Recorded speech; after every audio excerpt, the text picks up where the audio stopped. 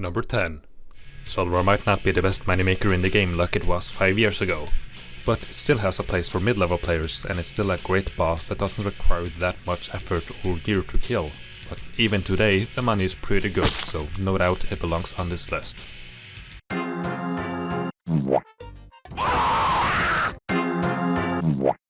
Number 9.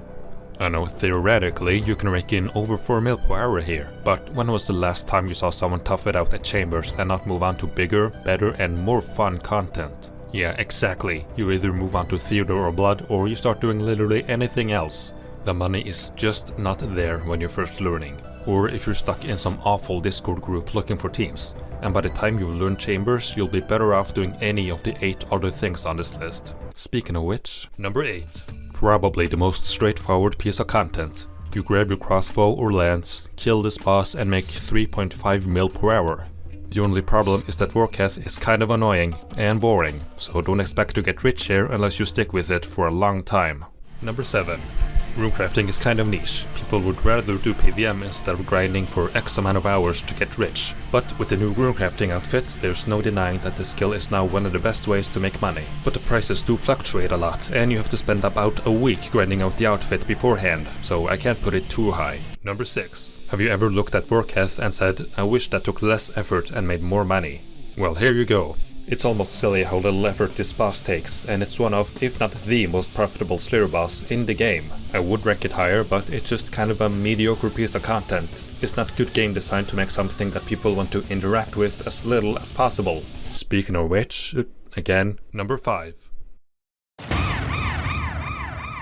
Jesus fucking pieces of shit! Nex used to be higher on this list, but you know what happened? I learned Nex. I learned it and it dropped down to number 5. Nex is the best moneymaker in the game right now, but odds are you're not going to be making anything. Free-for-alls are pretty bad, and the people in them are even worse.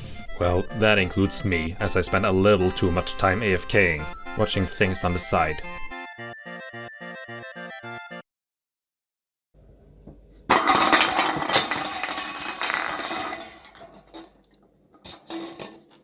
Look, Pib. Killing Nex in a small group is the way to go, but good luck trying to find one. You would expect Nex to be one of the most popular pieces of content in the game, similar to Theodore Blood when that came out.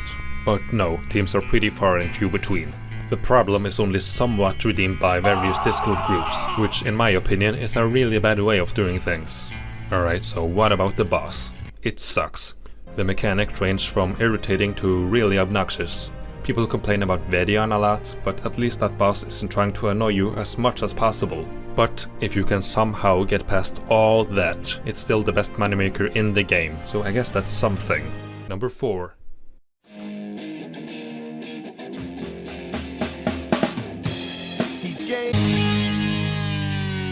You wouldn't think Armadillo would be one of the best moneymakers in the game, but the fact is, it drops items quite frequently and they are worth an incredible amount. Your bank skyrockets in value every time you get a drop, and you don't even have to camp the boss for that long to get one. You can expect to easily make 5 mil per hour on task, and it takes absolutely no time to learn how to kill it. Although I might be slightly biased. I mean, look at this collection log. Number 3. Theater of Blood is probably the most defining moneymaker in the game.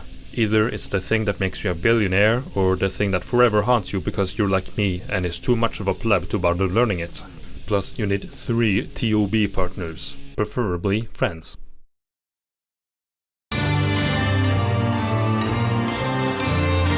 That's a pretty high requirement just to participate, although there's really no endgame content like TOB, but I can't exactly put it higher, because Discord is basically a hard requirement and I just hate that. Imagine if you needed a Twitter account just to make billions elsewhere, or make a Reddit account just to talk to people on a subreddit, a good portion of which don't even play Runescape and just show up to take out all their mental illness on random people. But actually, you do need a Reddit account to do that, which doesn't really have anything to do with my point. What was I talking about again? Number 2.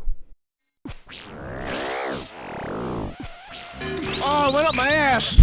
I don't think Fosani is talked about that much. Most people would rather do other things, but to me it's kinda like a solo version of TOB. It's difficult as hell, but it's well worth learning, and the money, even after all the items have dropped, still remains really good. And thanks to Tomes of Damascus, the items are probably never gonna drop down to what they once were, so it's gonna stay good pretty much forever.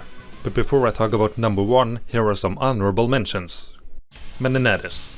It would easily be at number 8 or 7, but they're planning on changing the Wildy bosses entirely, which kinda sucks. I absolutely love Menenadis, and I mean, it's fine, they don't have to change Dagonoth Kings. It's fun and good money, but there are much better alternatives out there. Cerberus. I have over 9,000 kills here, and it's personally one of my favorite bosses in the game. But the money is just not that good, so I can't justify putting it on the list, even though I personally would have ranked it quite high. Stupid dog, I'm fucking ballin'. Alright, enough! When you do chambers, you normally show up in a raid that you've scouted, with a team that you've gathered, with expensive gear between all of you. When I kill Armadale, I show up with maxed ranged, annihilation, and a twisted bow. But with Corrupted Gauntlet you don't need any of that. Only problem is that you have to learn it, which is incredibly difficult. But once you do, you can make about 4 to 5 mil per hour here, without any requirements, assuming you've already done the quest to unlock it. That kind of versatility is not something you see anywhere else in RuneScape, and I think that is why it's the number 1 moneymaker in old school RuneScape. Look here, Ocean Man, we both know that I deserve to be higher on the list. How about we settle this with the rap battle? Settle what exactly? My opinion is not so important. When a Rise Cup grants me, I'll pick that Asia. I want to see your feet, take off your pegation. I really want to see your feet. Can I see your feet? Alright, I've fucking had it with this fucking bullshit. Taste my wrath. No shit. Alright, that's the video. Hope you enjoyed it. Hope you got something out of it. Hope you learned something. I at least had fun making it, so I hope you had fun watching it too, I guess.